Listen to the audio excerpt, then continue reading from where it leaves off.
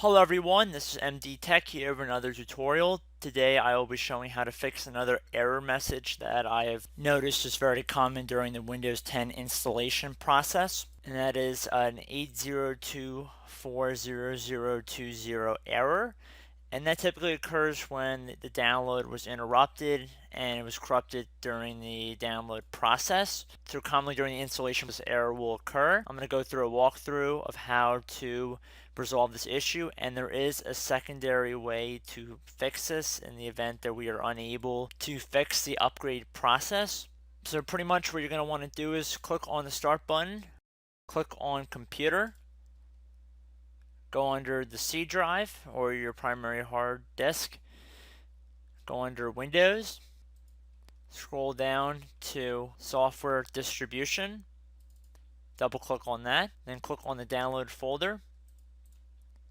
Now what you want to do is Control A, or just select all of the files and folders in here. Right click, or you can use a keyboard shortcut, just delete all of these files. We want to get rid of all of them. We're going to need administrative privileges to delete these files. We see it's recycling all of them right now. And then what you're going to want to do is go back under Start. Now you should restart your computer. We're not actually going to restart the computer for this review, but you want to restart the computer, and once you boot back into Windows, you want to open up an elevated command prompt. So pretty much just type in CMD, and then under our programs, right click on that, click on Run as Administrator, click on Yes.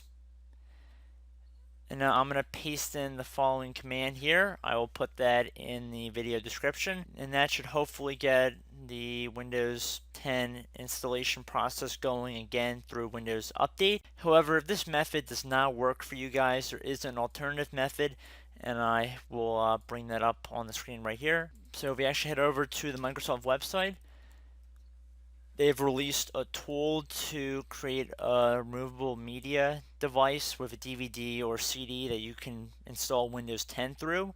And this is a better method, in my opinion, to upgrading. So in the event that you cannot upgrade through Windows Update, don't worry about it. You can go through this method, and I actually have a video tutorial showing this method in the description, and I'll probably have an annotation for it as well. So I hope this video helped you out, guys. Take it from as you wish. Remember to like, comment, and subscribe, and I will talk to you next time. Bye.